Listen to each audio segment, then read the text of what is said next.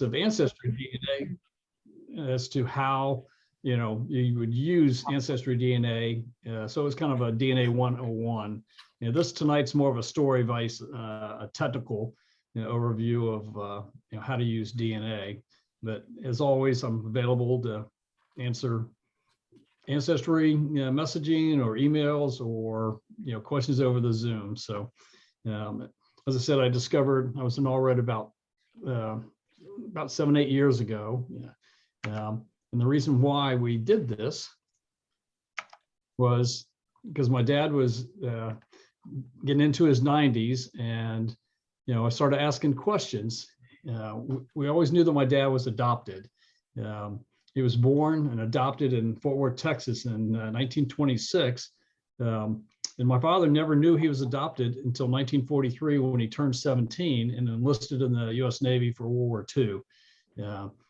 That was a complete shock to him. So he discovered it when Grandpa told the recruiter who signed him up that he didn't have a birth certificate. All he had were the adoption papers from the Gladney home there in Texas that he was adopted.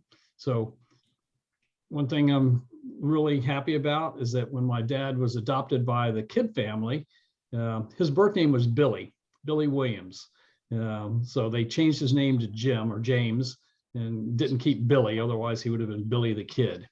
But when I started out trying to unravel this, all we had was where he was born and his birth name.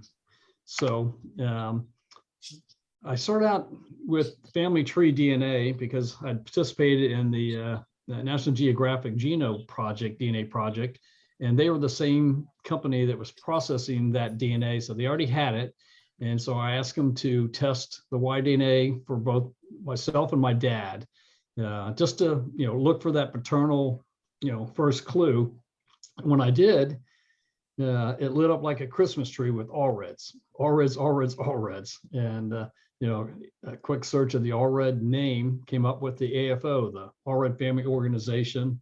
I was able to get in contact with many of the people that were active in the AFO at the time, and gave them the story, Texas, time frame. And so they gave me some Allred names to start building a family tree with. And went to Ancestry, which has an easier tool set for building a family tree. And that's where I started. I started with all the Allreds in Texas that I could find and expanded, and built it out, and started researching using the Ancestry research tools. The Y-DNA, Jim Allred, who was our previous Y-DNA manager, looked at it and confirmed that, yeah, it's an exact match with the Allred line. So that actually gave me another clue. It gave me a clue that Dad's birth name, Billy Williams, that was probably his maternal surname. So put that aside for a while and started expanding that North Texas tree. Mike? Yes, sir. This is Vern. Can you, all I'm seeing is a scuba diver on my screen. You're not, you haven't been seeing any of the other? No, I haven't. There we go. Okay, yeah, see, that's the left screen, Vice, the right screen. Let me back up just to show the picture that was on there. So we'll just go with this. You guys can see that well enough. The PowerPoint presentation. Can you all see it now? Yes, I can see it. Okay. I can see it. I started. I was talking about my dad, Billy Williams, and then I talked about taking the Y-DNA test, and then connecting with members of the AFO. So the Y-DNAs proved that we were biological male Allreds, and I off to the races. So I kept expanding the tree, researching, and I found somebody told me that they were very proud of this, that the governor of Texas was James V. Allred. So I expanded his, and I found tons of information, in the in the governor's library on his family and was able to expand his tree. And lo and behold, his brother Ben was married to a woman named Williams, Nettie Mae Williams. I thought, aha. And the more you start pulling that thread, I discovered that Nettie Mae and Ben, they separated and divorced in 1926, the year my dad was born.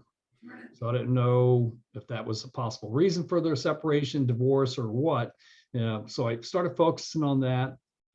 And what I discovered, reaching out to some of the people, there was a niece of Nettie Mae Williams, Margaret Williams, out in California in her 90s, beautiful young lady. She agreed to take the autosomal DNA test for me to see if there was any connection between her, Nettie Mae, and my dad and myself.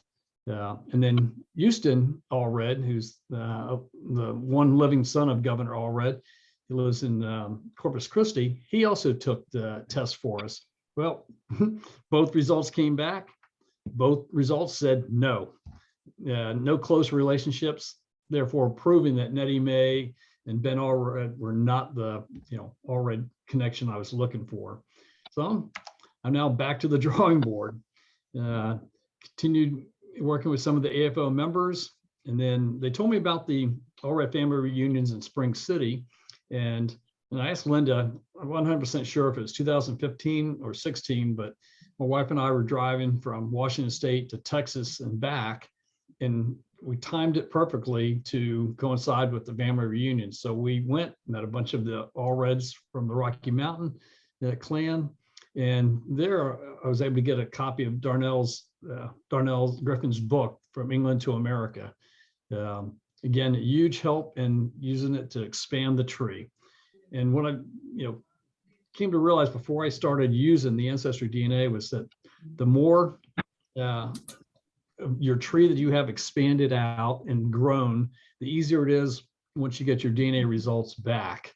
And that's actually one of the reasons why I have Linda, or she's using my DNA tree on the link, is so that when people do get their Ancestry DNA results back, they can look at that tree.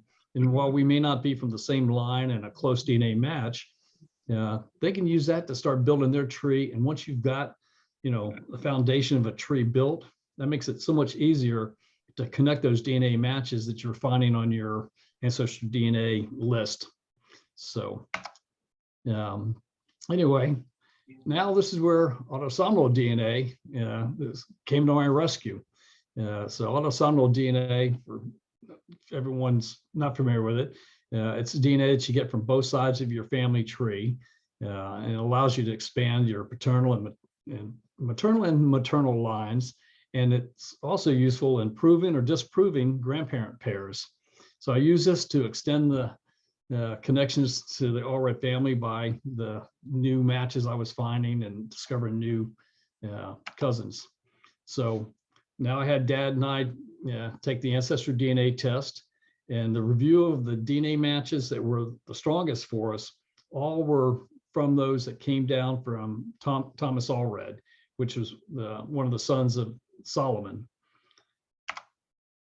So as I marched down the list trying to match these people up, what you try to do is when you think you've got the line that you're coming down from, if you're able to find a DNA match with the wife of the Allred, so in this case, Maston Marcel Allred, there's dozens of descendants of Maston that have taken the Ancestry DNA test, and so had lots of DNA matches to drive me down that line. But I also found multiple matches with Sarah Driscoll's family line. So what that proved out to us is that they were a set of great grandparents. So that was an anchor point. Now you start expanding your tree with their descendants, and then one of Marcel's sons, William, and his second wife, Leona Mobley, DNA matches with both of them. And this is where sometimes you run into another roadblock. Leona Mobley was adopted by her mother's second husband. So the DNA matches that matched with Leona weren't Mobley's, they were another name. So you have to sometimes unravel those. And one interesting side note, the Driscoll, or Sarah Driscoll, there are matches with her line back to the Daniel Boone's family. So you never know where some of these, lines will take you, and some of the aha, or that's pretty cool, piece of information will, pop up there. So anyway, now I'm down to William and Leona. They had 3 sons, and one of these 3 sons, had to have been, my dad's biological father. They were all in North Texas. They came up from Alabama, and they were all in the North Texas area. So there's Walter, Luther, and Plummer. Well, looking at each one of them, I found a DNA match with Luther's granddaughter, but the strength of the DNA showed that he was an uncle. So he's out. Plummer, he was married at the time and had kids born about the same time. Well, I'm going to say, everyone, knows this. That doesn't preclude him from being dad's biological father, but I'm giving the Plummer the benefit of the doubt because his brother Walter Lee, lived in Fort Worth, whereas the others lived a little bit farther north from Fort Worth. So Walter Lee lived in Fort Worth. He was not married. He later married a widow with kids, and he had no kids of his own. So that's where I anchored, my tree to Walter, and kind of gave Dad the story before he passed away of, where they came from. So using the Ancestry DNA match list, I was able to continue matching more Allreds, to that tree that I built on Linda's, website. One of the things you want to do when you're looking at your DNA match list is you mark maternal and paternal sides with a different color. That way you can, search for them easier. On my tree, you'll notice there's a little asterisk mark.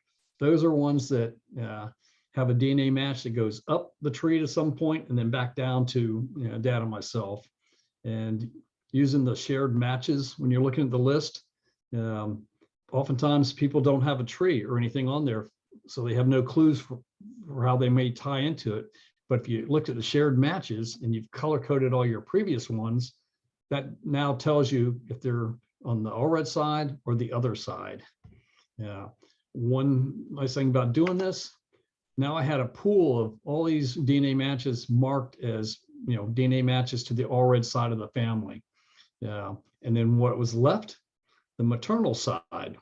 And so I started my process all over again, analyzing those. And the interesting thing from the result of that is I discovered who his mother was.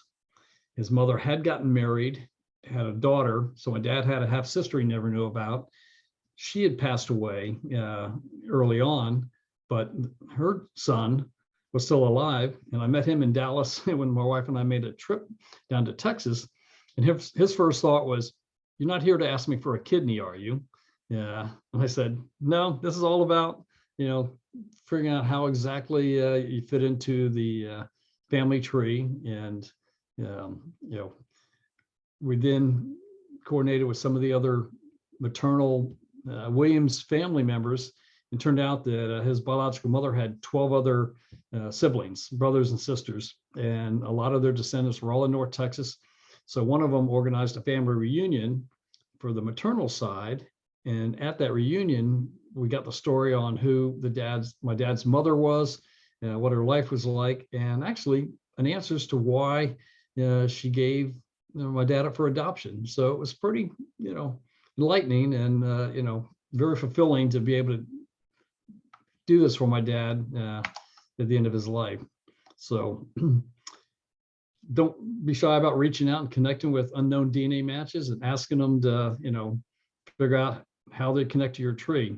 That's something I do frequently. Whenever someone new joins our Allred Facebook group, I'll reach out to them if they haven't posted who their parents, grandparents, or great grandparents are, and I'll try to get them connected to the tree. And oftentimes it's a line I may or may not have fully researched down, but oftentimes I find their great grandparents or great great grandparents on there, and makes it very easy to connect them down. Chris just sent me her DNA match list from Ancestry, and so that next update my slide here. I now manage 36 DNA match lists to try and help people figure out where they connect into mine or other family trees. And 14 along the way have had adoption issues, or when they took the Ancestry test, they discovered the grandparent, grandfather, grandmother, or primarily grandfathers weren't their biological grandparents. So it was easy to, or not easy, but sometimes I was able to, in most cases, find out who their grandparents were. Probably the most interesting one, which is not on the Allred side, but the other side, there was a baby Jane Doe, a baby abandoned in a paper bag in a field that was rescued. And she's now 38 years old and started this process trying to figure out who her parents were, and using DNA, I was able to, positively identify who her mother was and who her father was. And the father was a little bit tricky because, again, that was a case where their father was adopted, never knew who his father or mother was. So the DNA match list, didn't make a lot of sense in the beginning until we figured that out. But through DNA, it's amazing what you can discover today. There are no secrets anymore. So have fun with your Ancestry endeavors, and if you have any questions, I'd be glad to help.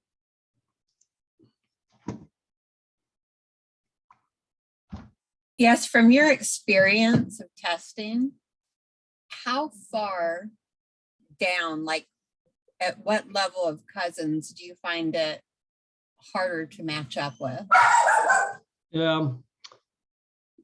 That's about the third or fourth, but I do have some that are, at the fourth and fifth cousin level. And what you oftentimes find is that it's because the cousins married downstream. And so it's added, some of the centimorgan strength back into the mix. It makes it, more likely to connect down that line. Plus the splitting of the autosomal DNA is not exactly 50%, with mother, father, all the way down the line. Sometimes it's a little more on one side than the other, and that could add to the, strength of your match. But, if you have a solid tree and can trace, those second or third cousins, back on there, it makes it very easy to, figure out what line they are and how they connect back to Solomon. And that's one thing, using Darnell's book, getting Solomon, his 3 sons, and his daughter. And most of you are probably aware of Linda's story, how she connects into the tree. And it's really the reason why the AFO started this whole Y DNA project, is because of all these male Allreds out there that were not DNA matches to all the other Allreds in the world. And so they started the Y DNA project to prove that Solomon had a daughter, unnamed daughter, who had a son named John. And John was, for the longest time, thought to be the 4th son of Solomon. But DNA and the science of today proved that he wasn't. And it was, Linda, what was the neighbor's name that was the biological male line for your side? Oh, for mine, Samuel Finley. I couldn't hear you. Samuel, oh, I'm sorry. Samuel Finley. Samuel. Right, that's right. It was the Finley line. So yeah, all the male Allreds on that line are really Finleys, back to the early 1700s. But they've all had the Allred name, and they've lived as Allreds, and have been part of the Allred clan since the beginning of time in the U.S. Yeah, my mother is adopted, and so it's the Allreds actually come from her line. Our documentation was very little. We knew nothing of her father. Apparently she was a result of perhaps a brief affair or a one-night stand after her mother had a divorce. So it was through DNA that I discovered I was an Allred and building out trees. However, my Allred ancestor is Elizabeth, who is one of John's children. So that's why I was asking about the distance that you find? Because I've been finding some that are like, she's my 6th great grandmother.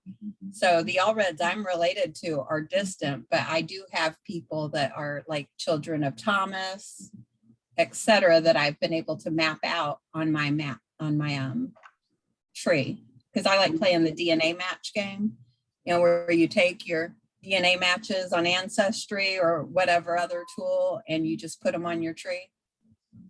I like to know how I'm related to everybody. Okay, so were you successful in using your ancestor DNA to solve this, or is it? Yes. You know how you fit into the Allred line yet? Yes. I've solved a few mysteries for other people as well. Okay. So I know I'm a descendant of Elizabeth Allred down to the Bowmans in Arkansas. My husband actually has a great grandfather who he apparently murdered someone because he had been caught with a woman and the brothers were threatening his life and came to shoot him. And he shot them in self-defense and left, I think it was North Carolina, coincidentally enough. And so they weren't sure he changed his last name. They weren't sure of their last name, if it was Martin, Harton, or Horton. They just had family lore. And so I got him to take his DNA test so I could figure out what his last name really is, and found out he is indeed a Harton. So I'm pretty decent at it. I was just kind of wondering with your experience, if you've been able to find like 8th cousins or matches. I can look at the DNA list, and I primarily use my dad's, because when you can use somebody's DNA who's that close or one generation further back, it makes it easier. But I have 521 matches, DNA matches on my dad's DNA match list that I've connected to either his maternal or paternal tree. And because there are so many Allreds out there participating in the DNA project, they are very easy to, or if they hadn't already, taken the ancestry DNA test, many of them have. So it makes it easy to connect these folks in here. But yeah, let me look at the group real quick. See if I can figure out what the weakest was from my dad's that I've matched to the tree. Yeah, I've got many in the 4 to 6 cousin range that I've been able to add to the tree. So yeah, it can get down into the less than 50 centimorgan range to be able to match someone to the tree. So okay, other questions? Okay, yeah, I have 9 CM match. That's pretty good. Yeah, I've got a question. I'm Bill Allred. And when I see the DNA tab on ancestry.com, and then you go to the shared, and it breaks them down in terms of proximity or closeness to you. But then how is it you're saying, do you manually color code your matches? Is that what you're saying in your tree? Yeah, I was going to suggest that. Could you show people how to do it? Because a lot of people aren't familiar with that method. Okay, let me go back to share screen and tell me if the Y-DNA list is showing. Let me see, where's that screen? Okay, can you see that screen now? Yes. Okay, so we'll pick, let's pick Joanne Barr here. So on her thing, you can see over here on the right, I've got that blue dot. Yeah. And that gold star. So when you go to public tree that she has on there, so I open that.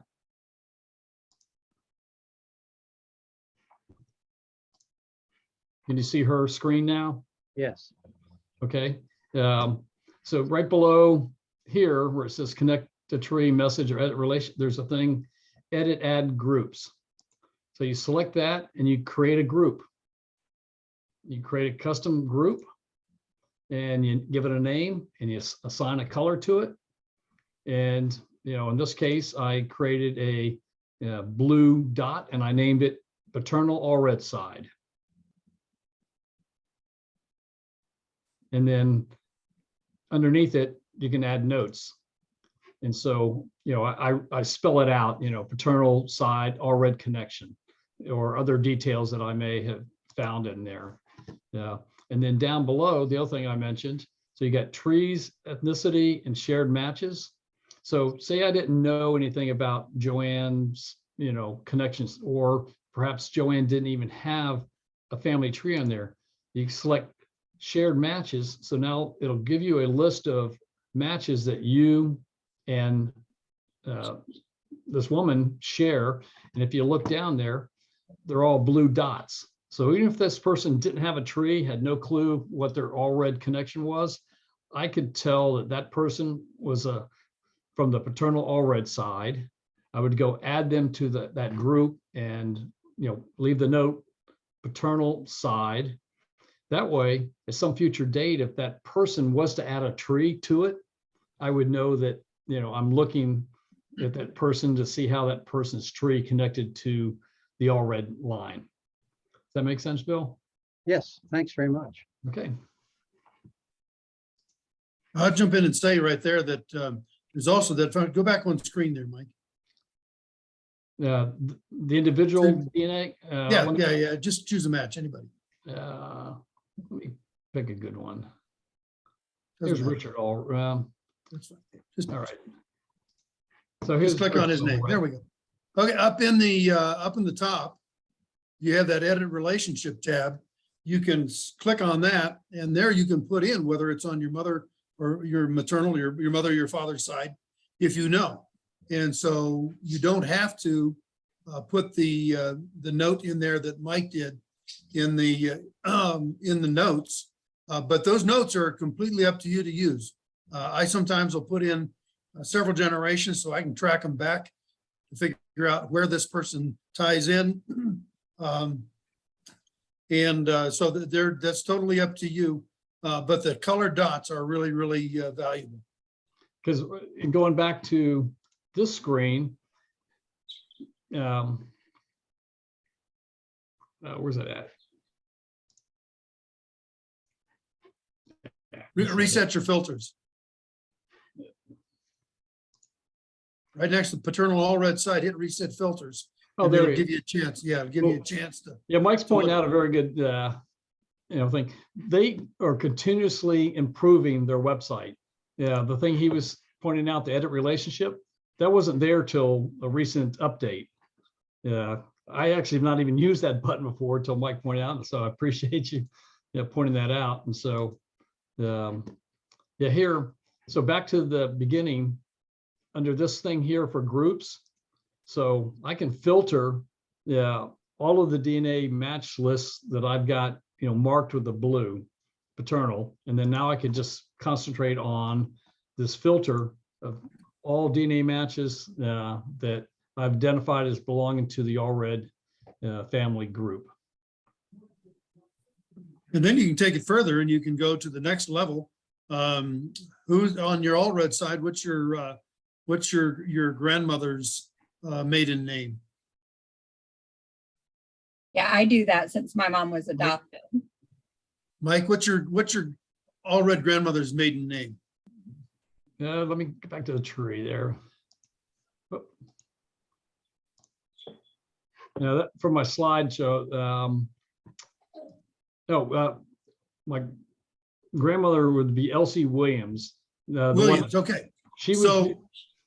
So all I want to make, the only point I want to make is that you can put another dot for the Williams side.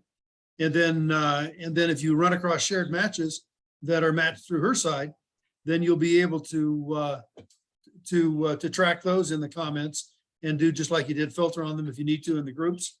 And then there was one other function back there on that screen that is brand new, and that is being able to assign or connect that person that you have DNA with into your tree, and it'll show up as a blue DNA helix on these profile images that you have right in front of you, where you got the hints, the green circle with the white leaf outline that is the hint, a blue circle the same size with a white DNA helix will show up if you connect that person into your tree. And it's not like you'll be able to see their DNA, but it does tell you that you have a DNA connection with them. Right. That's a brand new functionality. Yeah, I love the improvements. The color coding when they came out with that was huge. And I actually, try to keep the two trees separate, the maternal and the paternal side. Oh, you do? Yeah, I've got a whole separate tree, Dad's maternal DNA tree. Oh, wow. Okay. Yeah. So you don't play the DNA match game on your tree. Yeah. And what you were saying, one of the all reds I found when I was helping a woman figure out how she fit into the all red tree.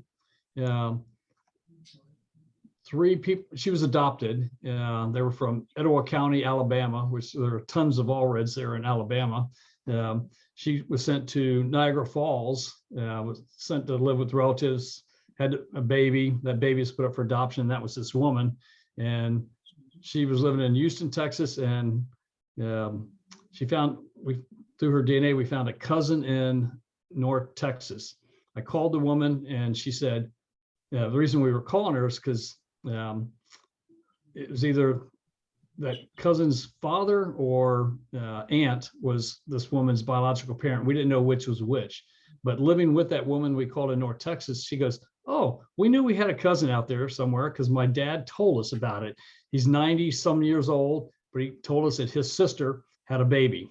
So that then identified who that the woman that the sister was, that guy's sister was her biological mother.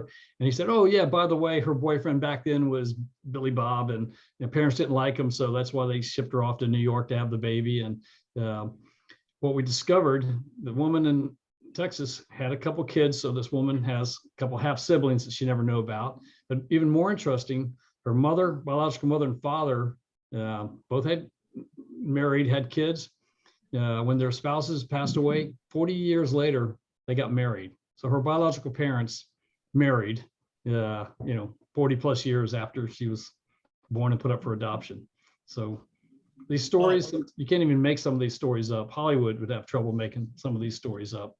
And I know I shared with Chris and right before we came on, my biggest revelation was finding out that the Navy commander I worked for back when I was a lieutenant, he was my dad's first cousin. This is all on the maternal side, not the all-red side. And my wife and I were very close to him and his wife. In fact, they were at our wedding. And so my dad met a biological first cousin 30 plus years ago, never ever knowing how we were related. So it's just goosebump city sometimes when you come up with these discoveries and find out how close you were to relatives that you never knew. So. Okay. Did I leave enough time for Mike? Oh, yeah. Yeah. Any other questions for Mike? I'm always available to, like I said, I'm retired Navy. I spend most of my time working on this or working on my sailing license, which I'm about to get my skipper's license next month, and ready for our next big adventure next May in Croatia. So, yeah. Anyway, thanks, everyone. Mike, I have a question. Okay. Hi, Dottie. Hey, how are ya? I understand everything that you've been putting in, and it makes total sense. However, I have an issue that is kind of like a situation where you want to hit your head against the wall. I have a story about my grandfather being born about 1893 in North Georgia. I have had the family tree DNA test done on my brother and our half uncle. And they do come from the same bloodline, not being all red, which it should be, but being a Lane bloodline. Now, I've written to a number of the parties that showed up on the family tree DNA match. Each one of them are making references to their family lines being from Maryland, Georgia, North Carolina, which is well and good. I totally understand that. But my family, I come from Thomas down through Elias to South Carolina and then ended up in Northeast Georgia. Okay, well, my great-grandmother, my grandfather's mother, was raised in Northeast Georgia. She married a first cousin. The first cousin isn't all red. They had 3 children together. I have a picture of them together with the 3 children. But my grandfather is not an all red. So something transpired. I'm wondering if maybe she had a liaison with this Lane person. And I am having a very difficult time researching the Lane family in Northeast Georgia during the early 1890s. I mean, I've been following Tidance Lane forever, but he had so many children, you know, sons and daughters alike. It's hard to trace all of them to figure out where they were in the early 1890s. Not having a US Census, that really throws a big loophole in it. So I don't know how I can proceed. I haven't as yet found any matches that go along with this Lane person I seek in North Georgia. Was that Family Tree's Family Finder, the autosomal DNA test, or the Y-DNA test? I did both. For, this is your brother's? My brother, yes, and my uncle. And what did their Y-DNA, did it come back all red? No, Okay, they came back Lane. They matched exactly. yeah. So you're kind of the, you know, but I was in where I took the Y-DNA test and found that paternal line. So that would be your father's line. Yeah. But he had the all red name, but he's a biological Lane. Well, my great grandmother, my great grandmother was an all red who married her first cousin, an all red. Okay, so you have that all red. Is that the all, Oh. is your grandmother the all red that comes down from Elijah? Elias, yes, my great grandmother. Yeah, that's Thomas to Elias. That's my line. Then it goes to John, then to Maston. So I don't know. Have we connected you to this larger DNA tree? You know, the Am I one that, looking at it? the one that Linda, you know, that's the one I have up on the shared screen right now. But afterwards, you know, Yes, I see Elias and I see Mary. Them I'm familiar with. so where do you come Um, down from there? From there, I go down to, you would ask me that. So that's okay. We can do this after the Zoom thing's over, but I'll be glad to help you and we can, you know, Okay, build another one, okay? there's several different generations in between, I know. Yep. Okay, Thank you, I appreciate that. I'll hang in there. So okay. are you having problems finding like DNA matches that are actual Lane members? Not necessarily. I'm finding some that are lanes, but none of the lanes have anything, any family members they are aware of when we're in the North Georgia Oh, area okay. I'll at just, any time. hey, Dottie, real quick on the tree I built, the all red DNA family tree. I've got 16 people by the name of Lane on the tree already. So Uh-huh. we can compare notes later, see if any of these Lanes, let's see, well, 2 of them, Lane's their middle name, but yeah, it You was know, Thomas Lane, for lots what- of Lanes. Dottie, I don't know if this matters or not, but your line came through North Carolina, right? Yes, Randolph County.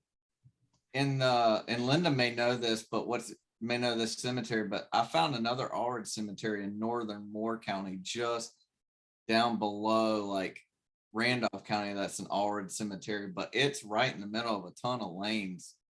Like the Lane family was large, and I think the sheriff was John Lane was a sheriff in Southeast Randolph County or Well, constable. in North Carolina, yeah, and I don't dispute that or question it. My problem is Elias moved his family from North Carolina Mm, temporarily to South Carolina and then over to North Georgia. I gotcha. Okay, so it's North Georgia, where my great grandmother had a liaison of some kind with this Lane person that I can't find any matches or info on. Gotcha.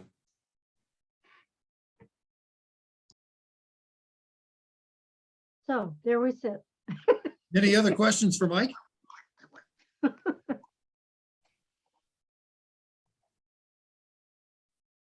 Well then, I guess we'll switch over. Mike, thanks.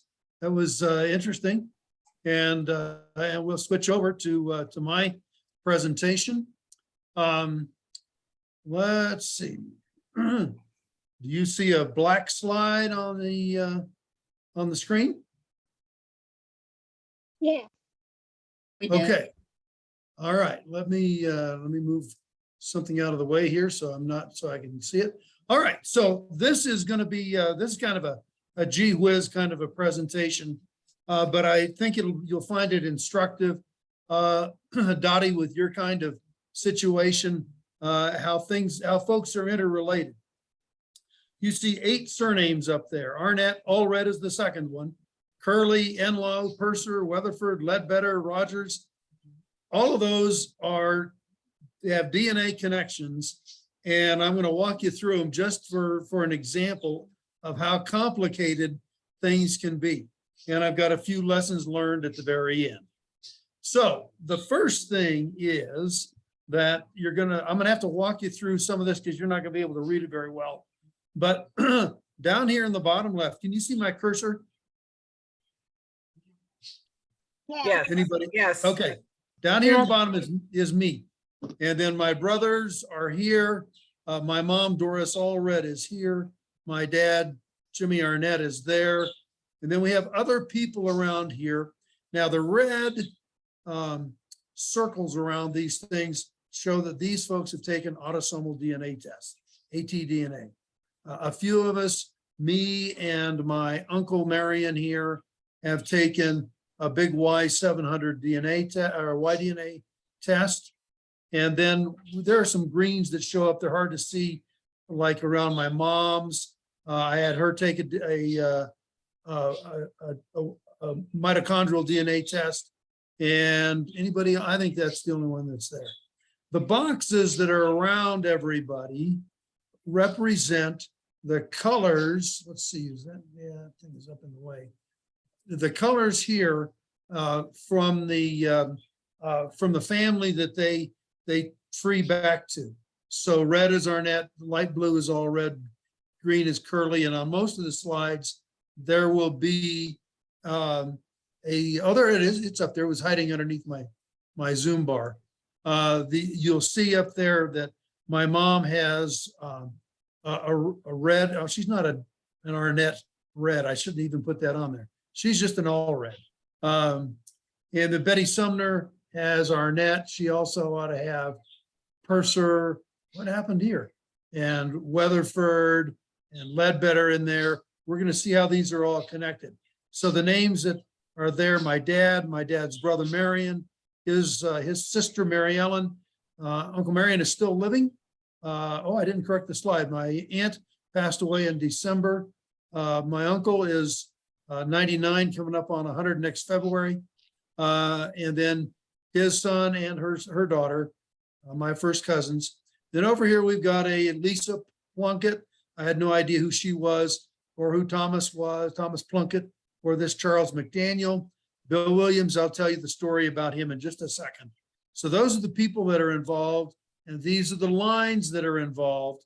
And you'll see that around Charles McDaniel and the Plunketts, there's a whole bunch of these boxes. So there's an Allred box, there's a dark blue for the Enlows, there's a purple for the Weatherfords, there's a red for the Arnetts, there's a yellow for the Ledbetters. I don't know how the Rogers skipped out of there. Maybe I just left the box off.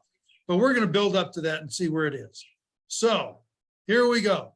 So let's take on the left-hand side over here. Here's my mom going up through her dad, Herman Claude, his father, Mart Allred, Thomas Floyd, Alfred, Nathan, Thomas, Solomon, up to Solomon, our immigrant ancestor. And you'll notice there's a branch over here that'll get filled out later on, so you can be expecting that. On my dad's side, on the Arnett side, it goes up through my grandfather, great-grandfather, my great-great-grandfather, William Washington Arnett. We're going to come back to that name, so I want you to kind of remember William Washington. His father, David, his father, John, we think. Betty Helms will come up here in a little bit, thinks that David's father's name was actually David, but William Washington, my great-great-grandfather, wrote his memoirs and gave us the names of David's father, John, and his mother named Anne. But we can't find Anne anywhere in the historical record. So she's my brick wall for the time being. Through Y-DNA, we can trace John Arnett back farther, but I'm not going to do it on this slide because it just gets too hairy. So this is the Allred side, this is the Arnett line. And then there are 5 others, people that I haven't mentioned, that I don't have on the slide yet, and we're going to build them up. Betty Sumner, I mentioned her, or Betty Helms, Sumner Helms a minute ago, the Charles McDaniel and Thomas and Lisa Plunkett, and then Bill Williams, and we're going to start with Bill Williams. So Bill, let me refer to my notes here. Bill was the first match I had of all of these extraneous folks that are going to be built in here.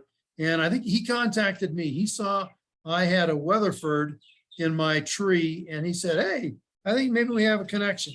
So he contacted me, and through his connections, we figured out, okay, his mother was a Ledbetter.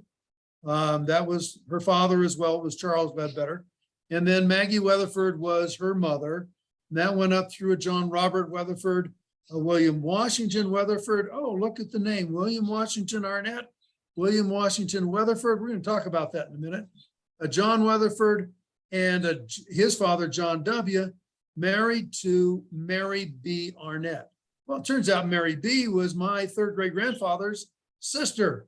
So she's my, well, I don't know, 3rd great aunt, 2nd or 3rd great aunt.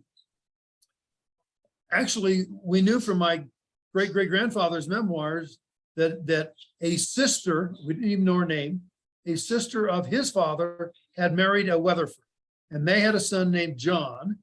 And this John Weatherford, this guy 1800, 1868, named William Washington Arnett, William Washington. So he was David's nephew. He was David Arnett's nephew, his sister's son. But they must have been very close. They were close. They were about 15 years of age apart, so they weren't all that close in age. But somehow or another, for some reason, David and his wife, Rhoda, we'll get to her in a bit, John named William Washington, who was the last of like 9 kids, named him William Washington. He was born in August of 1823. Let's see what we have here.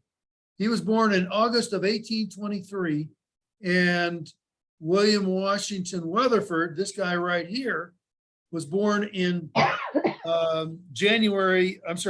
in March of 1824.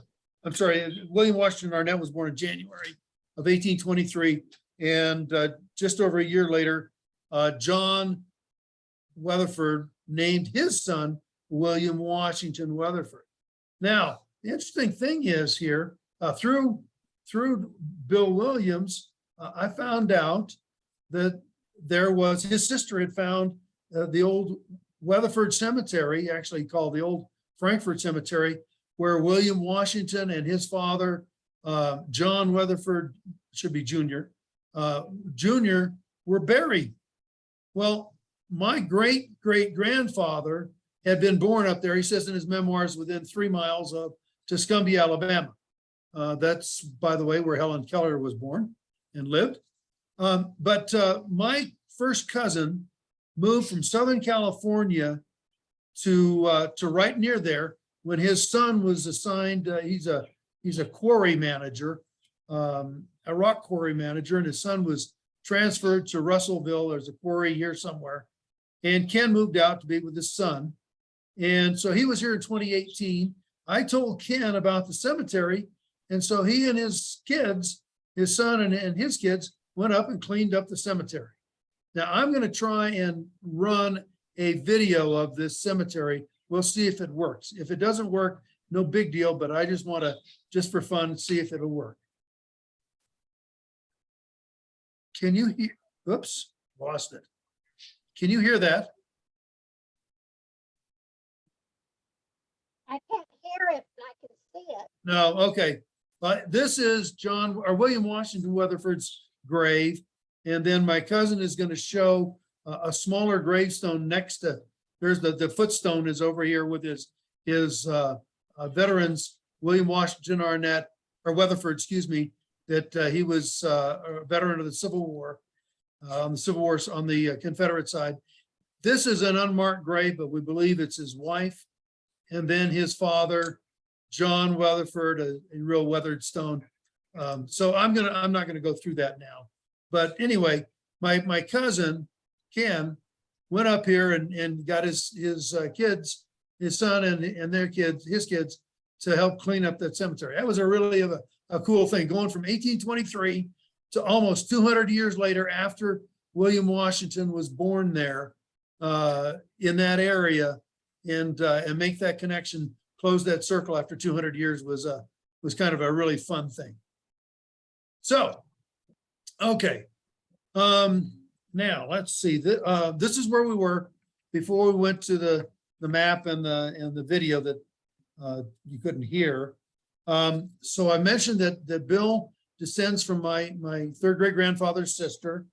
And after I had made that connection, I had a comment in I think it was on William Washington Weatherford's profile in my Ancestry, and a Betty Helms made a comment on that comment, and that led to us working together.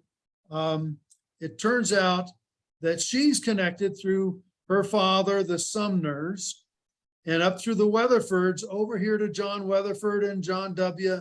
and all that. So she's related to Bill Williams through the Weatherford side. She's also related back up here to my third great grandfather David's, another one of his 9 sisters, Massey Arnett. And she's just Massey's, well, there's a daughter, granddaughter, great granddaughter, and third great granddaughter of Massey. Third granddaughter. Second great granddaughter of Massey. So the connections are here 2 ways. Now that is a really important thing to notice, because if Betty and I, now let's see, is it Betty? Now we'll wait. We've got some other connections in here. The issue is that Betty could be related to somebody over in here through multiple lines. And you have to be careful with DNA when you're using that.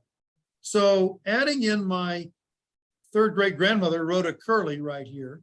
Her father was John. She had a couple of brothers that were notable. Cullen Curley became an Arnett family name. They named David and Rhoda named one of their sons Cullen Curley Arnett. My great grandfather is Calvin Curley, named after Rhoda's family. My grandfather was Clyde Curley. And then there was a Reverend Calvin Curley, her brother, who was a leader in a movement particularly in the South. Well, it wasn't just in the South, called the Restoration Movement. Out of the Restoration Movement came the Churches of Christ, and some others. It was originally called the Campbellites, but he was a famous preacher in the 1830s and 40s before he died in 1851. So interesting to find those things out about your family. Then we go over here, and Rhoda had another sister named Sarah. And Sarah married a Benjamin Enlow. So we're getting into all of these names that are up here in the top. There's the blue Enlow connection up there. And Sarah married Benjamin Enlow, who was the sister of Eleanor Enlow, who was John Weatherford Jr.'s wife. So there's connections into here, into the Weatherfords.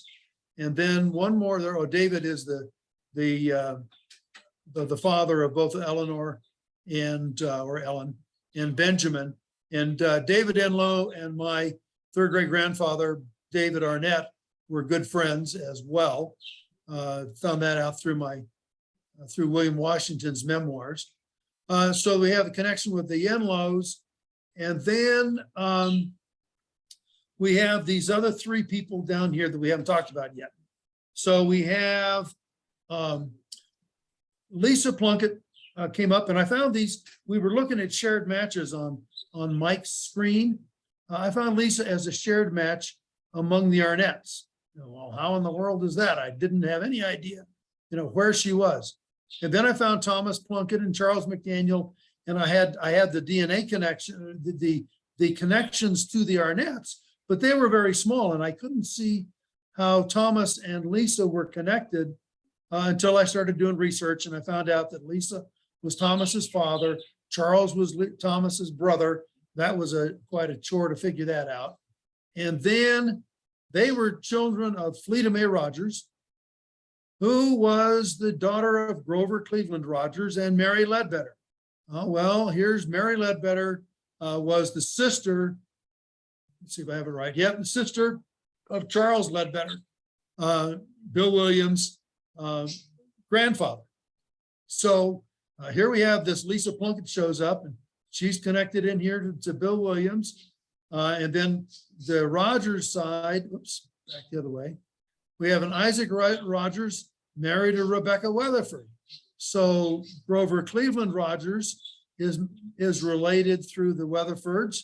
Fleda May, so Lisa is related through the Weatherfords down to Bill Williams, also related through the Ledbetters down to Bill Williams. So if Bill and Lisa found their connection, they'd have to, their DNA would reflect two separate lines feeding together. All right, so now Isaac Rogers descended from John Rogers, and look at this, one Margaret Allred. Well, I had no idea where she came from. In fact, I found her, and they lived in Western Alabama, and several hundred miles, couple hundred miles from Blount County, where her family lived. And so I didn't know how that was connected, so I had to do the research, and connecting her over here didn't have room to run it straight down. So this dotted line takes us over to her. This is the same Margaret Allred over here. And she descended from Moses, from Thomas, and from Solomon. So there's the connection down over here to Lisa Plunkett through my line, through the Allreds, but also through the Arnetts, going up here to the Arnetts, and over here to Mary Arnett, and down to Weatherford's, and Weatherford led. Anyway, it's William Washington, Weatherford to Rebecca, and down this way. So you can see how all of these different lines are connected. And it's a really interesting, it was an interesting exercise I decided to do when I started finding all these names that were common in these different lines. I said, I wonder how they're all connected. So I put together this chart, and that took a while. But you can see the takeaways are, first off, don't assume your DNA matches via the obvious line. Friends, associates, and neighbors, the old fan club, often intermarried. And so we have the Enlows, we have the Weatherfords, we had the Curleys, and apparently the Rogers were in there, that all knew each other, and they intermarried. And so going back to Mike's comment about trying to collect information about his line, I try to collect as much information about my direct ancestor siblings and their ancillary lines, because as you go up, you know, the Curleys married into the Arnett line, but when you look at it, gee whiz, they're also connected to the Enlows.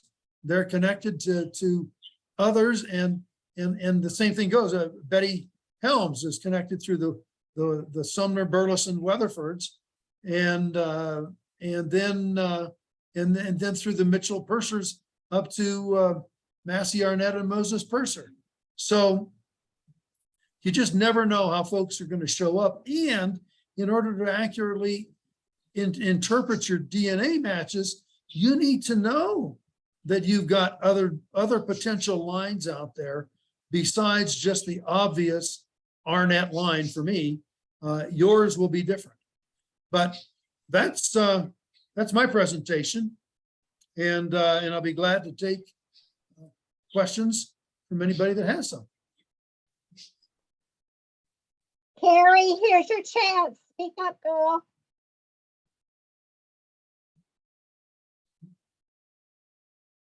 Carrie Crop. Carrie Pratt, Yeah, she'll have to unmute her. Carrie Krupp, Yeah, she'll have to unmute her. Carrie, you're muted. She just All right. sent a chat. She just sent a chat and said she was a little confused. Okay, well, I don't doubt it. That chart I had is very confusing. And so again, the takeaways were why I put them at the end is that your families can get really confused and mixed up back there. So be careful. I found this very interesting. My second great grandmother was an Enlow, and her mother was an Allred. So Oh, very really? interesting. Where did they live? At the time, I believe they lived in Texas already. Okay. Yeah. Well, the in-laws moved to Texas. At least some of them did. Yeah. As did my Arnett line. So that makes sense. The Yeah. Allreds eventually, yeah, we know there's lots of Allreds in Texas. And that's how you end up being more related to someone than you should be, right? Technically, right? Then you quote should be, yeah. Okay, Carrie is using her phone. She dialed in on her phone. I can't figure out how to unmute herself. Oh, no. Well, Carrie, if you've got a question, put in the chat and we'll see what we can do to address it. Well, you said she was chatting. Yeah, she's chatting. She Okay. just can't figure out how to unmute, her phone on. I think maybe touch the screen and see if a menu comes up that allows you to unmute.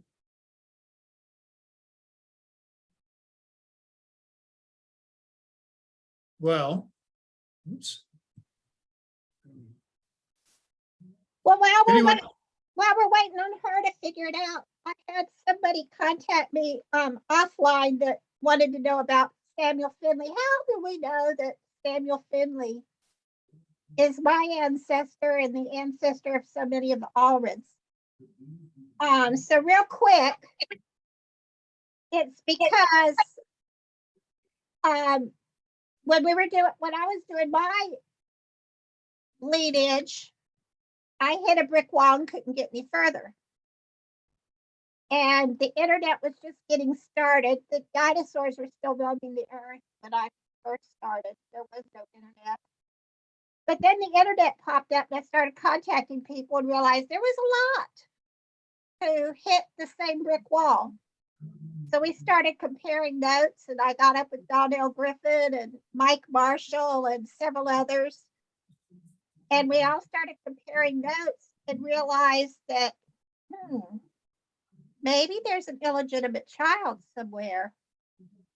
And in colonial America, really pre-1850 or so, if an unmarried woman had a child, that child was given the mother's surname. even if the father was known. So in this case, because we knew John Allred, or Johnny Allred as he is in some records when he was a child, he's an Allred, his mother must have been the Allred. Well, then DNA started up and we did the Y chromosome test. I did it on my father, several others did it. And lo and behold, our DNA came back to Finley. And immediately Donnell and I jumped on some court records we had found in Pennsylvania and Maryland, where a Johnny Allred had inherited the entire estate of a Samuel Finley. Aha. Maybe he was the father of John Allred. So doing a lot more work, and I've been asked to do a Zoom on this later, so I might try to pull one together for this fall. But through the DNA and comparing it to the court records, we figured out Johnny Allred was the product of Samuel Finley and an unknown Allred woman. And looking at the Allreds in that area, the only possibility is that she was a daughter of Solomon Allred. And there's other clues. There's lots of other documentation that I have, but I'll pull it all together into a Zoom sometime. But that's the quick and dirty. Well, Linda, isn't that explained in the, on your website? In, I think it's in the DNA section. Yes. And I have more documentation since I wrote that. So it's a matter of pulling all the additional documentation into it. Well, good.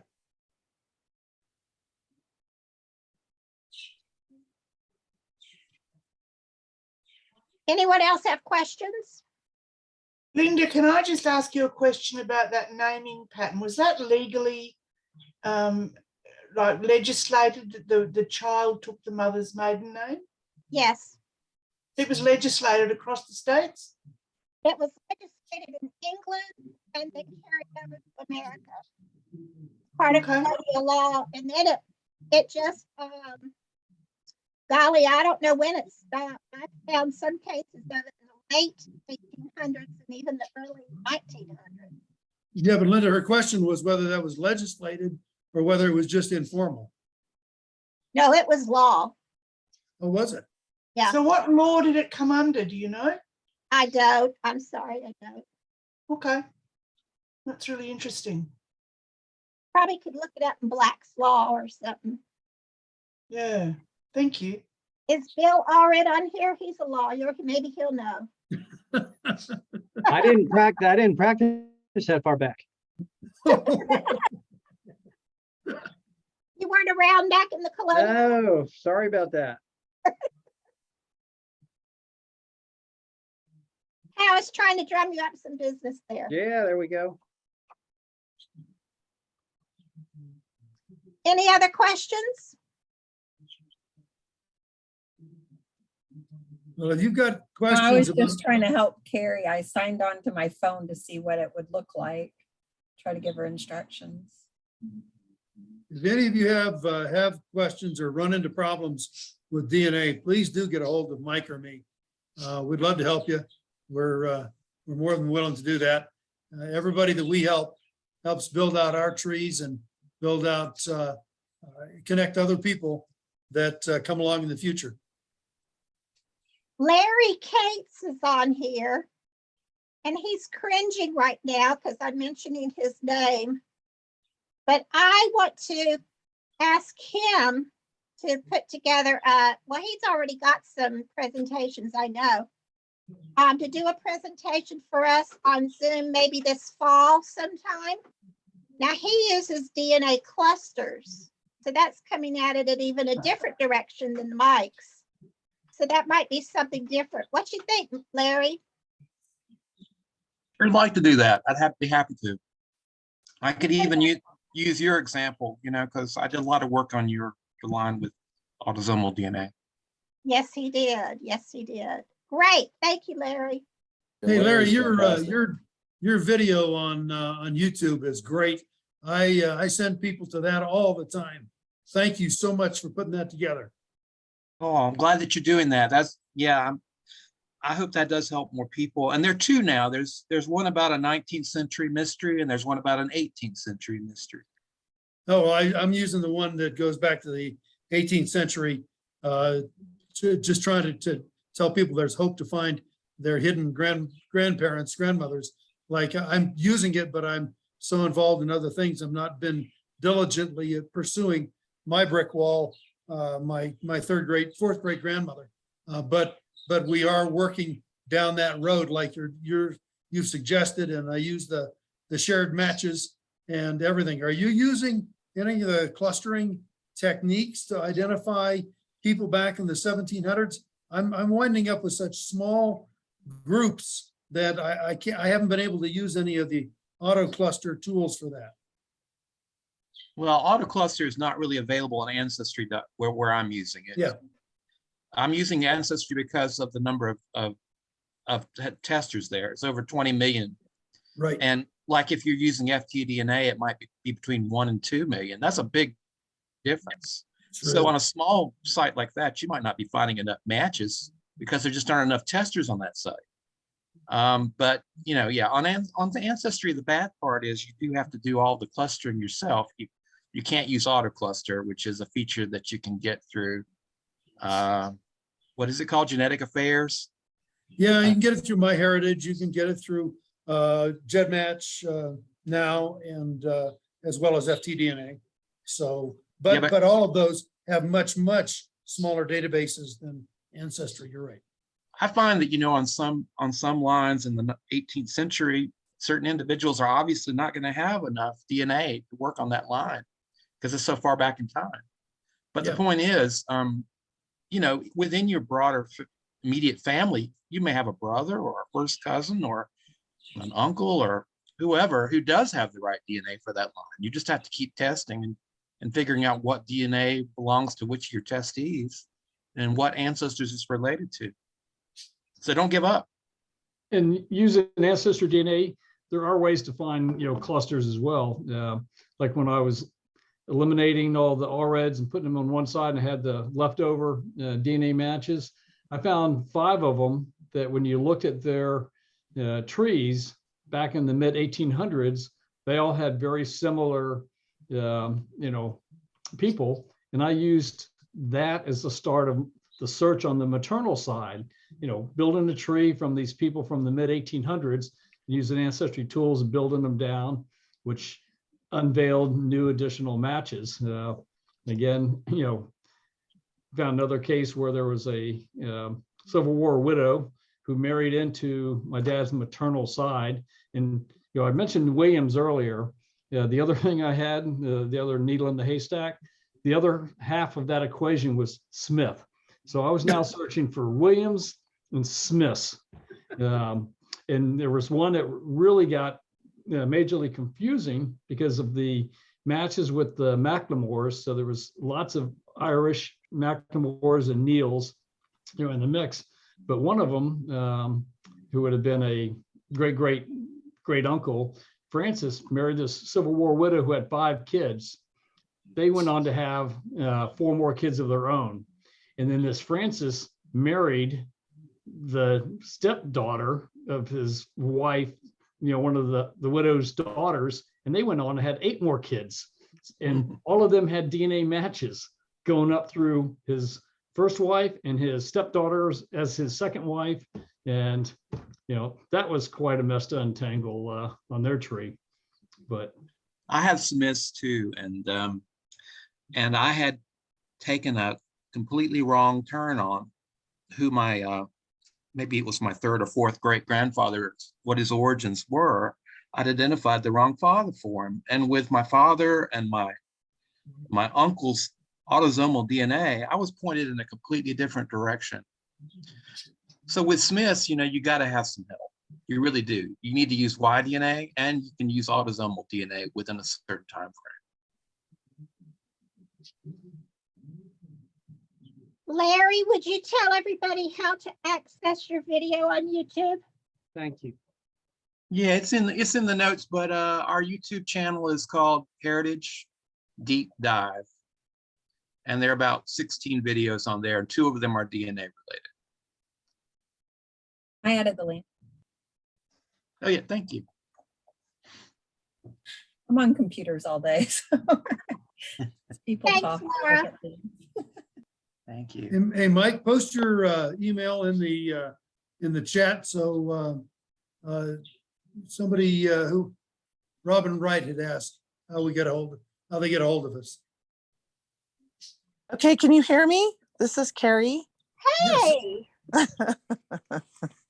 I'm usually on my computer all day as well on Teams meetings and Zoom meetings, so sorry on the phone. So what I have is that I go through the Hannah Carolyn Allred line. So my grandmother's on my father's side, so I guess that's right. So like I said, I submitted my DNA stuff a long time ago with everything, Linda, but it's been so long ago when I first started that I just wanted to check that it's the Hannah Carolyn Allred and Allred, sorry. And she was married to Andrew Hiram Whitlock. yeah, out in Utah. Yes. So one of- yes. So through the Oviatt. So my great grandmother was Olive May Oviatt. Oviatt. Am I saying that right, Linda? Oh, I don't know. So I just wanted to make sure if that's still right, then am I on the tree? Am I part of the group still? Is everything right? Yes. That's the stage on your side of the tree. You'll trace. I can't hear you, Linda. back. But one thing I would say, you know, when people post things into the Allred family Facebook group, to always include the parents, grandparents, great grandparents as far back as you can go, because that is absolutely the easiest way to, you know, connect them to the bigger, you know, tree. Yeah, someone somewhere in the family lives in Colorado, and she goes to Salt Lake City and goes to a lot of the genealogy seminars and whatnot. She sent me probably an 11 by 17 binder filled with probably 100 pages, and they are 11 by 17 size with all different lines and charts once I started down this path. And so it's very overwhelming when you work full time. Carrie, if you can go online, I think you'll find a lot more contemporary information than what's probably in those printed out papers. I'll give that a try. Yeah, she did a really great job that has photos. She had me submit some of the photos, you know, from my immediate family, and they have all the different brackets and names. So it's really a great gift that she sent. But again, like I said, working over full time, it's just a little overwhelming, and I've just kind of started dabbling a little. But thank you, I will.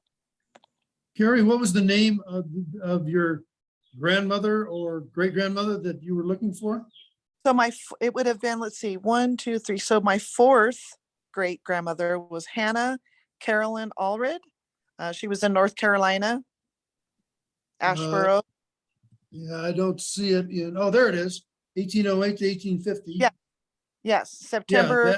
Yeah, that's in the tree. Okay. And so, she would be my fourth. yeah, now, just a second, let me see what, but Mike does not have your line descending from her in the tree. So if you can send him your information, he'll put it in there. And, and you said you've had a DNA test done? Yes, I went through, I can't remember which one it was. I'm trying to remember which, it wasn't one of the normal ones. It wasn't Ancestry. It wasn't 23. I want to think maybe MyHeritage, maybe. Yeah, but he deals with the Ancestry pretty exclusively. Mike, what am I talking for you for? You can Was talk that to Hannah or Hannah? Hannah. Hannah. Correct. What was the middle name? Caroline, Caroline. 20 September 1808. Correct.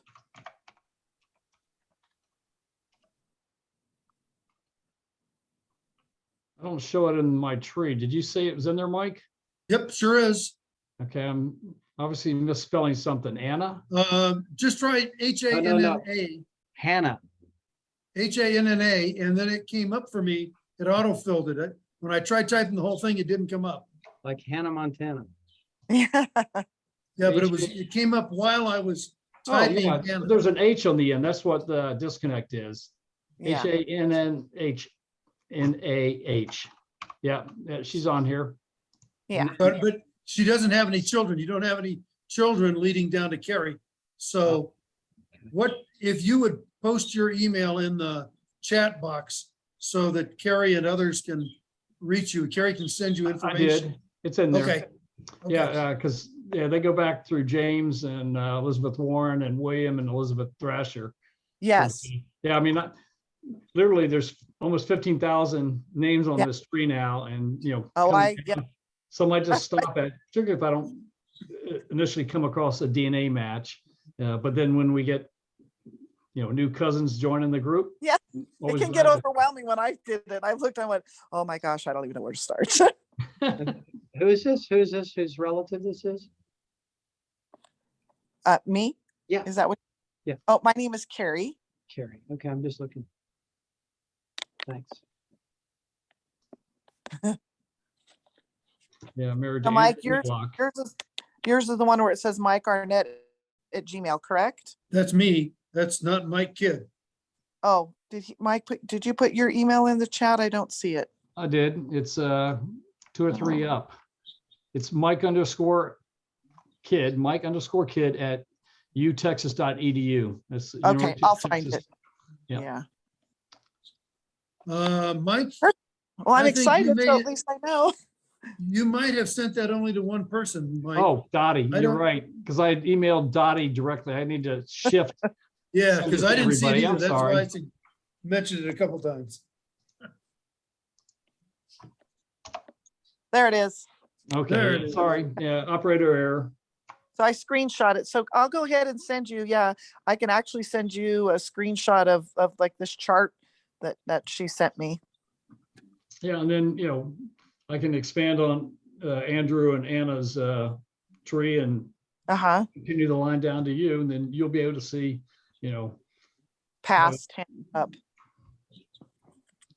and that way, if you've done the ancestry DNA test, if that's the one that you did, I then didn't. using that tree, building an ancestry, you'll be able to link that result to it. and Here, you'll- She, I can tell you, let me go to my email and I can tell you, because I have my folder, because I get matches daily that tell me I have a gene, like a match that's come up.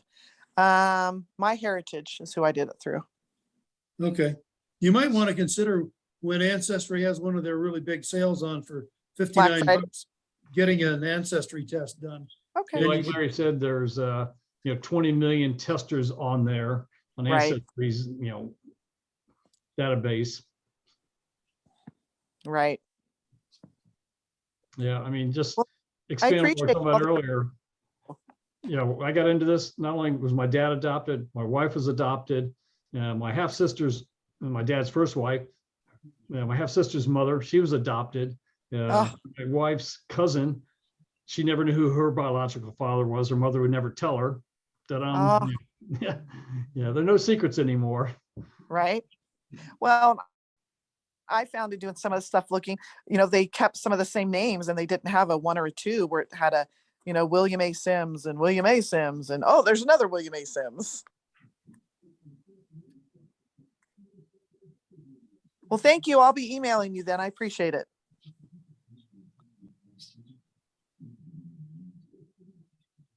Yeah, it's pretty much, if you haven't found the hidden or the misnamed, the misattributed parentage event, the MPE in your line, you just haven't gone back far enough or haven't expanded enough, because there's going to be some there.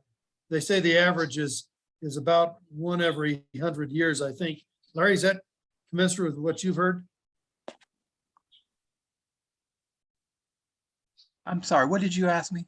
How often there's an MPE or an NPE about, I've heard about once every three or four generations, about every 100 years in any particular line. Oh, a non-paternity event. I have no idea. Okay. I can't tell you. that. Okay.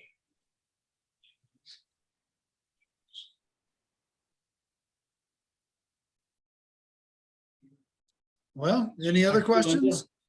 Mike, randomly, I was just looking at it's been a while since I've looked at your tree. It's quite impressive, but I didn't realize, and I don't think if Linda talked about this, I must have been sleeping, sleeping. I apologize, but when you go back to William Allred and you've got him like 1715 in West Nottingham in Pennsylvania, I guess two questions there. Is there any evidence showing that he was married to a Trogdon, or I'm just curious, I've never seen anybody tie them together by marriage that far back. Brandon, what's his birth year? Because there's a bunch of William Allreds in here, 192 of them. He's talking about the one 1715 to Yeah. 1781. So Thomas is and Solomon Jr.'s brother. It's a yes and no type question. I think he was buried in the Trogdon family cemetery. I gotcha. There were some other, kind of peripheral type things that kind of pointed that way. That's why I've got Sarah in parentheses. It's Gotcha. an unknown Trogdon, but it's the most likely one. But yeah, you start pulling the thread on the Trogdon family and you find about a dozen connections back into the Allred family, in and out, as well as their descendants in and out. So, but that's not my line. So any of the Williams descendants that are out there that have taken the ancestor DNA test, theirs would probably, be a more useful tool to use to look for those Trogdon DNA matches. How I was talking about how matching the mother and the father side as you go back, and it proves out, a particular generation of grandparents. So. Gotcha. Bill already talked about you. What's that? I heard some of that. Maybe, Linda. I said he's talking about Bill already. He descends from William. Yeah, that's my line. And, we find a lot more information about him in Prince George's County and then later in Orange County than we do what was happening with him in Nottingham. I think it's just an assumption that he would have been in West Nottingham because his father was. But at some point, the family moved farther west. South. South and west, yeah. Prince George's, yeah. This is southwest of Nottingham. Bill, have you seen any proof that he was married to a Trogdon or who his wife was? No, the only thing I think I saw was a reference in Donnell's book, but I don't have anything that firms up. I don't have a marriage record or anything like that. In fact, in my tree, I just put the relationship is tentative at this point, not confirmed, because I'm still trying to see if there are old records that go that far back, and I haven't found any. Yeah, and I'll admit, some of these things probably came out of Darnell's book. Keith Allred, who I haven't heard back from in quite a while now, literally lives about a mile away from me. He's the one who helped edit the book with her, and when she passed away, he went down there and took possession of all her physical records. So there might be something in her records and her research that may have led her to that conclusion.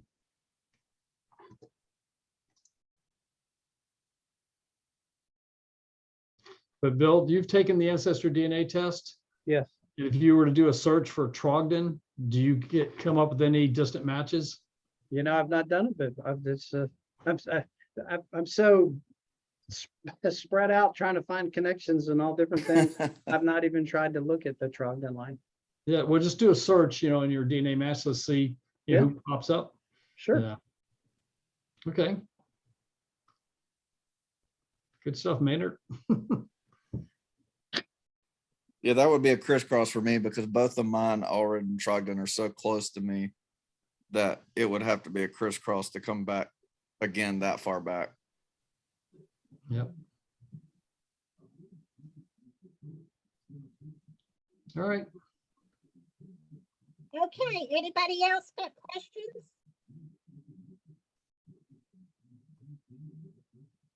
All right, well, I'll try to schedule the next Zoom meeting here before long, maybe in September. And I'll put Yeah. the post on the Facebook page. And are there any requests for topics on Zoom? I think the clustering one would be great. Looking forward to that. Okay, I will get in touch with Larry and we'll get that scheduled. Any others? I had someone ask me to do one on my pet peeves, my genealogy pet peeves. Linda, can you hold your computer closer? You're breaking up. Okay, I had someone ask me to do one on my pet peeves, my genealogy pet peeves. Oh, pet peeves. That might be a rabbit hole we don't climb down. I need a refresher course on that anyway, Linda. And of course, it's Samuel Finley. And I was working on before I had some health issues back in the spring. That's why I kind of disappeared on everybody. But I was working on one presentation that would take one branch of the family from North Carolina to Utah. I might see if I can work on that some more. Are there any other requests? Come on, don't be shy. Linda, that one Facebook post, a couple weeks ago from the one, can't think of his name right now. It'd be easy to find. The one who was from his great grandfather was part of the polygamous clan. There's Yes. some pretty interesting stories in there. Yeah, there's truckloads of stories there. That's historical information. That would be fascinating if, one of those members of that, descendant, if that guy could put together a story about, because I'm sure the folklore and family lore came down, through the generations. There's a lot of, yeah, that might be an idea too. I've kind of stayed away from that because some people feel like I'm stepping on their toes when I That's bring why- it up. That's why we asked him to, if he'd be interested in doing a presentation, because I sort of expand, again, his was a branch of the tree that I had his great-great-grandfather, the one who, he mentioned. And Yes. sure enough, I was able to add his 3 additional wives that I didn't already have on there. And, trying to bring them down with their 20 plus kids. I just kind of stalled out there after, the 40th or 50th, addition to the tree. But, again, it's just a suggestion, maybe a topic that, might be fascinating. It would be, it'd be very interesting. I'll see if I can get up and see if he would be interested in doing that. Those of you that know who we're talking about, I can't remember his name right now. Not for his first name. You're cutting out again, Linda. Oh, shoot. Yeah, you need to get closer to your microphone, it sounds like. How's that? Is that better? No. Well. I declare I will have to buy a new computer. Can you hear me better now? Like you're talking in a cave. Yeah, well, we'll talk later.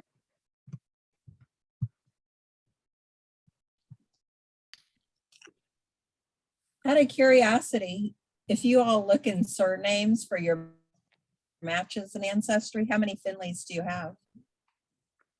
Do you get a lot of hits? Anyone? I don't get Haven't any. done it. It's not my line. Linda, have you ever looked for Finleys in your line, your DNA? Yes, Do you get many Finley hits?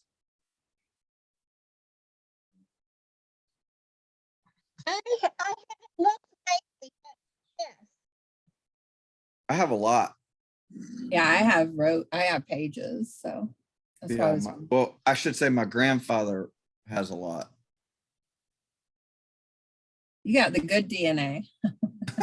It's not good. As Larry probably cringes, I'm so crisscrossed in North Carolina. It's so tough for me to figure out. I also have a lot of Finleys on mine as well. Interesting. Yeah, I was just curious.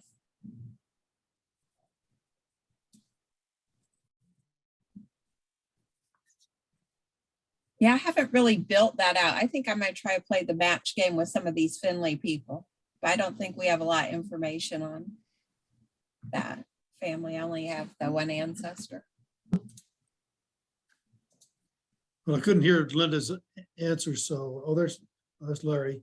But You popped out. Linda dropped out? No, I think she's still there. Can't see her. Oh, there she is. I'm She just- here. I'm just trying to figure out why my computer won't work. Yeah, you're cutting in and out, Linda. We heard I'm here and then you backed off like you were 10 feet away from your microphone, but you're not. And so something's going on either with your connection or your computer, your microphone, something.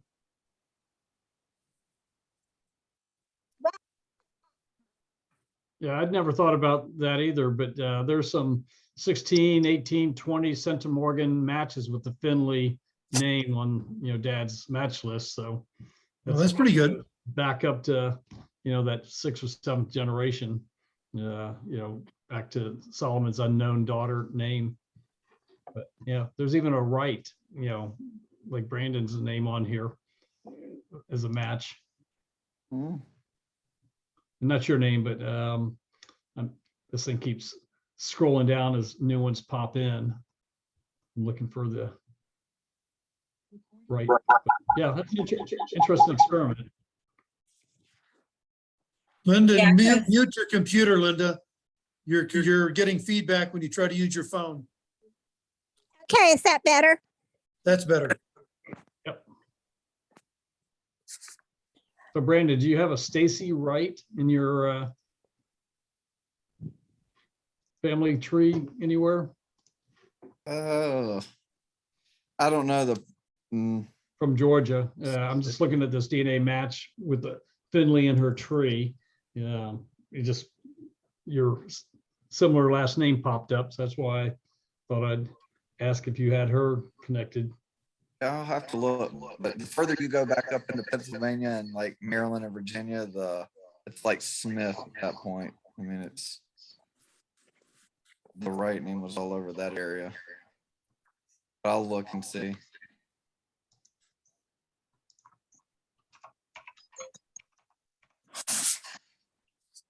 Can I ask, Mike, if my Susan Allred is on there in your tree? Who are we What's looking her- on the tree now?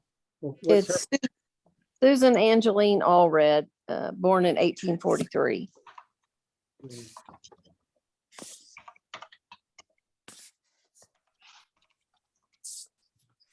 I have her.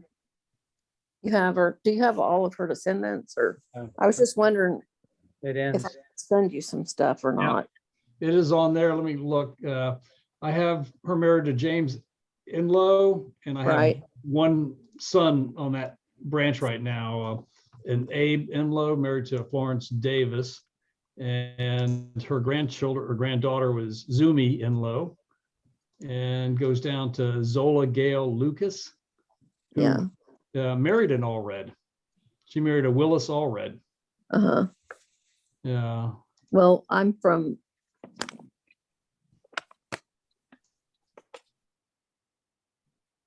She had a daughter named Josephine Inlow too. Okay, that expanded that sometimes, just follow a thread and you don't, trying to see why I even followed this particular one down. Because that was the only one, that was the only child that showed up. You don't Well, have, the girls never show up. They get married. Mike captures him if he has them. Yeah. I'll expand Susan Angeline's branch on the tree. Take a look. There's lots of ancestry hints on here. So, Well, I have all of her stuff because she's my great grandmother. oh, okay. If But you he want me to doesn't- send it, that's a but- lot of work. Yeah. He send me doesn't your- have your grandmother though. All he's got is Albie Enlow as Susan Angelina's son. He doesn't have any other children of Susan and James in the tree. I just Right. have gone down that line. So, yeah, you want to send me your direct stuff? I'll Yeah. get it in, but Yeah. I'm going to do that. Okay. Yeah. ancestry I'll send it research. to you. I took Okay. your email. So Yep. Send him your, have you had your DNA test done? yes. And my father has too. And Well, his send him how you show up in the DNA so that the folks can see if there's matches or not. Well, I have lots of Allred matches. I I don't, understand, but how do you show up?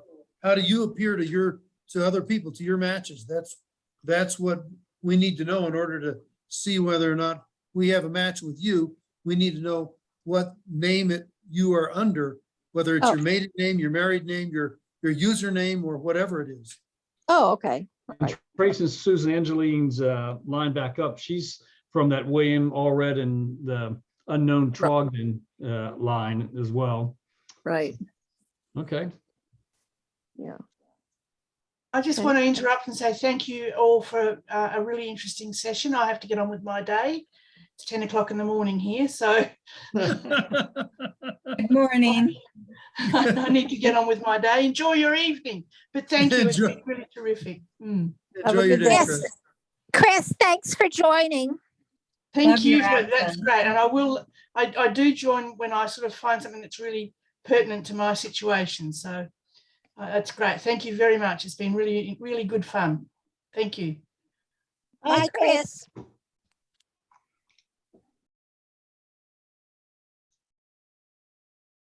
And I like that you wore an all red shirt, Linda. That's cute.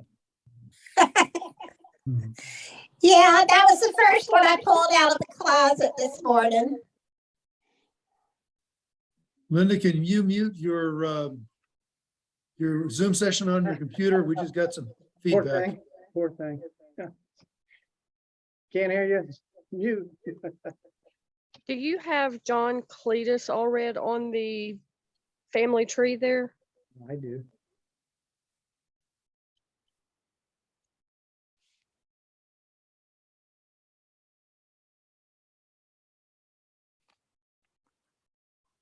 Okay, I think I have it muted now. Yeah. Yep, Did you yep. say Don or Donald? John Cletus. How do you spell cleat? C-L-E-A-T. Cletus.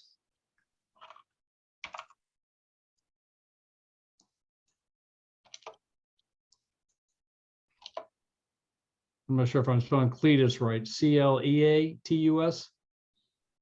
No way. Cletus, I believe. And I got a Cletus Herman all red, but that's the only Cletus I see on the Okay. tree. I've got two of them, one born in 06 and one born in 28. This one's Cletus Herman, born in 1904. This would be a John Cletus. Yeah, what year was he born? What did I tell you, Linda? 17. 1772. Do you think you have somebody with a double name like that from 1772?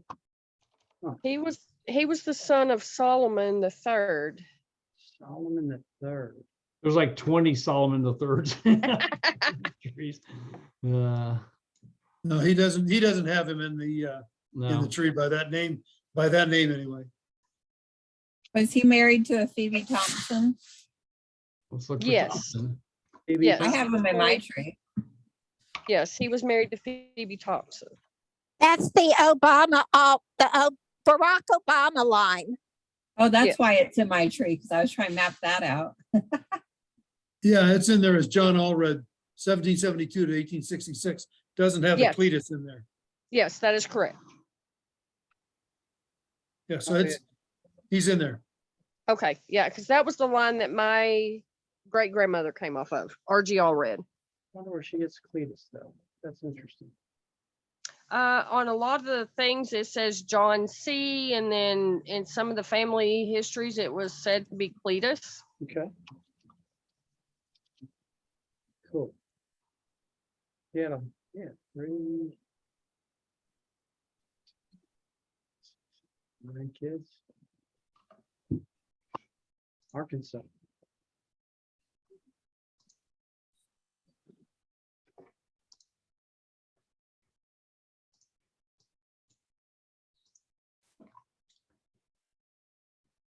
Wow. I literally have, I think it says 180 John Allreds on the tree right now. So If you look up his That wife, was a- Phoebe Thompson, Yeah, and you'll yep, find, Yeah. like, That's right. I think Yeah, that was and a his- very, very big name for back then. His find a grave says Johnny John Cletus Allred.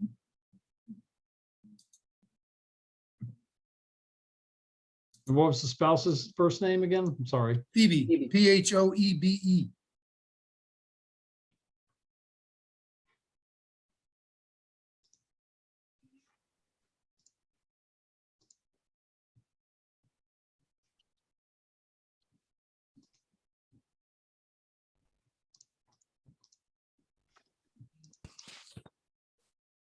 Okay, yeah, Phoebe and John. And so I'm missing one of their children. No, she was just asking if you had him in your tree and you just don't have him as John Cletus like Oh, she that's had. the one You that's just married have to him, Phoebe. Got it. you just have him Okay. as John. Oh, I can add that in.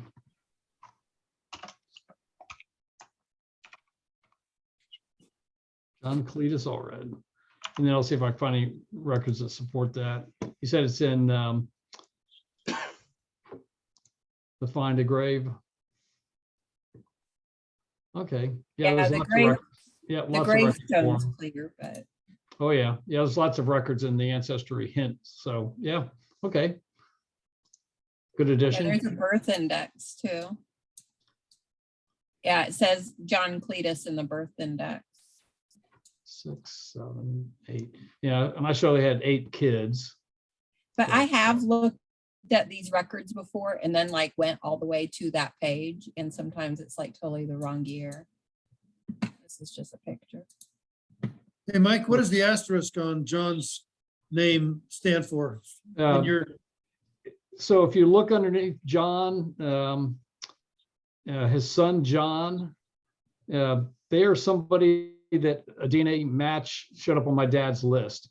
So like if you open John Jackson, his son's profile, it's easier to trace it down that way. So John's daughter, Hetty Allred, has a descendant that's taken the DNA. So she's married Yeah. to Robbins. So Naomi Robbins, their daughter, one of her descendants took the test. And I'm just going to keep going down. Yeah. So she was Yeah, married to a yeah. BB in Florence, and Florence's son, Harry, and it just keeps going down. So it's down to yeah, that's the Patricia. same thing I do. Yeah, Patricia Clearo Alpin took the DNA test, and she passed away in 2020 in Oregon. So yeah, that's what it was. You can follow it down to the bottom person. That person is taking the DNA test, and I was able to trace her tree back up, that line to the top and then back down to Dad's line. Yeah, that's what I was telling you, the new functionality in Ancestry. If you tie her into your line, if you go to her match, Patricia Clearo's Alphin's match, and you click on that add DNA relationship to tree, then it will mark, just as you have marked with the asterisk, it'll mark her and then all of the connections back up to your common ancestor, if I'm remembering right. Yeah, Mike, that might be a good presentation, actually. Just walk people through how to match their DNA matches to the tree. That was 90% of the previous presentation I did Oh, okay. last year. That's what, at the beginning, I said this was more of a storytelling, not necessarily the mechanics of ancestry, but as Mike Arnett points out, they've had so many, system improvements that I have to probably go back through Dad's 400 plus DNA matches to, each one of them and add that functionality to see what it looks like. But I'll start with the strongest but yeah, I would have no problems doing another ancestry DNA use, Or, presentation again, if anyone's or interested. helping people find living people. That's difficult sometimes. Yeah. So you'd have to go back and do that manually. That's the only way to do that, huh? Yeah, yeah. Yeah, I do that. Also- I'm doing it with new folks I find. I'm not going back and trying to connect the hundreds of people I have in my Yeah, tree. makes sense. I also did mine through Ancestry, and my mother did as well.